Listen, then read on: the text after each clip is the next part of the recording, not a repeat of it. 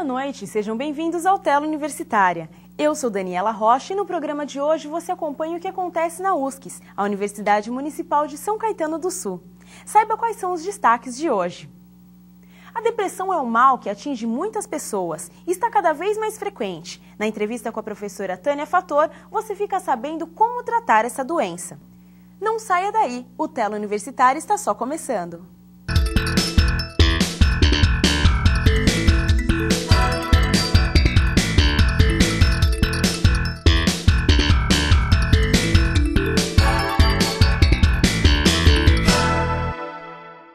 A depressão tem várias fases e motivos. Além de ser uma doença que, como qualquer outra, exige um tratamento específico, precisa de atenção no diagnóstico. E para falar sobre esse assunto, hoje o Tela Universitária entrevista a professora Tânia Fator, professora de Psicologia Organizacional da USCS. Professora, boa noite. Boa noite. Professora, para começar, o que é depressão? A depressão é um quadro psicológico e psiquiátrico. Ele tem um componente orgânico e tem um componente emocional que cria um estado de espírito melancólico, tristonho e com sentimentos de frustração, com sentimentos de desamparo. A pessoa tem profundamente aquela sensação de que ela está desamparada, de que não há alternativas para a vida dela e que por conta disso ela não sabe se vale a pena viver. Seria uma tristeza profunda? Mais do que uma tristeza profunda, é algo que a pessoa não sabe de onde vem, não tem uma clareza específica das motivações e das causas desse sentimento, desse estado de ânimo ou de desânimo, né? E que ela não consegue combater sozinha. E professora, como se desenvolve a depressão?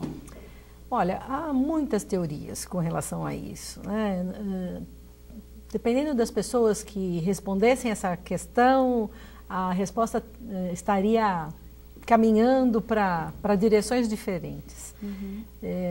Há médicos, há psiquiatras, há psicólogos, psicanalistas, para falar de alguns, né, dos estudiosos, das pessoas que estão interessadas em explicá-la.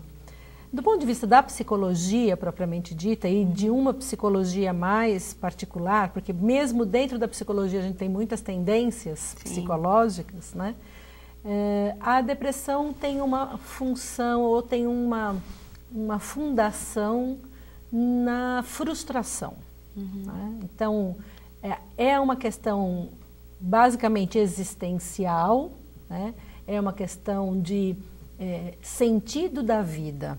As pessoas constroem os seus sonhos, constroem os seus projetos de vida e estas construções de projeto de vida e de sonhos não são por acaso, elas estão todas fundamentadas na cultura, nos valores que a pessoa vai adquirindo ao longo da sua vida, das suas relações interpessoais.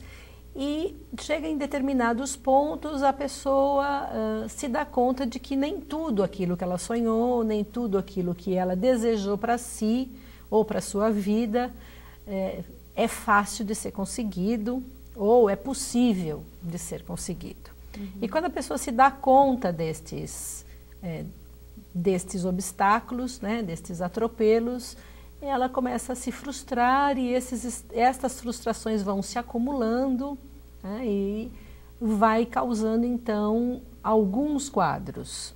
Alguns deles são quadros de melancolia, que ainda não é depressão, né, e isso se confunde muito com o estado de depressão propriamente dito, e alguns quadros que são mais graves, mais severos, que então a gente chama de depressão mesmo. Então, para sintetizar, a depressão poderia ser considerada como orgânica e psicológica. Então, ela tem um fundamento no organismo, nas conexões neurológicas, no funcionamento dos neurônios, né?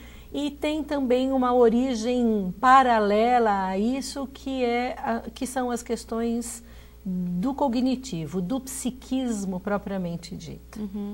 Tomando como gancho, né, que a senhora começou a explicar, né, porque como diagnostica, é o diagnóstico da depressão, né, como bater o olho numa pessoa e falar, ela está com depressão, tem isso? Não, é possível? Não tem. Pois é, não é possível. Bater o olho, mesmo aqueles estudiosos mais especializados, né, tomam muito cuidado no diagnóstico da depressão, porque a depressão ela tem um quadro muito complexo e para que ela seja de fato confirmada, só o olhar, só bater o olho, como você diz, não é suficiente, não dá informações suficientes do que é que está acontecendo com a pessoa.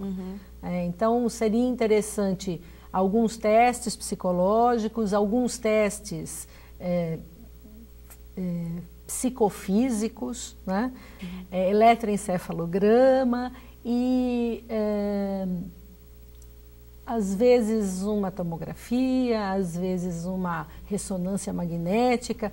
São exames mais modernos que têm sido utilizados para verificar como que esta função neurológica está ou não está afetada por esse quadro, ou se a função neurológica está normal, está dentro daqueles parâmetros de normalidade, e o que a pessoa está, na verdade, são estados emocionais. O que ela tem é um estado emocional de melancolia momentâneo, temporário, provisório, que num momento vai passar, né? No momento seguinte vai passar, ela vai começar a sonhar de novo, vai começar a fazer planos outra vez e vai sacudir a poeira e dar a volta por cima, né? Como a gente brinca.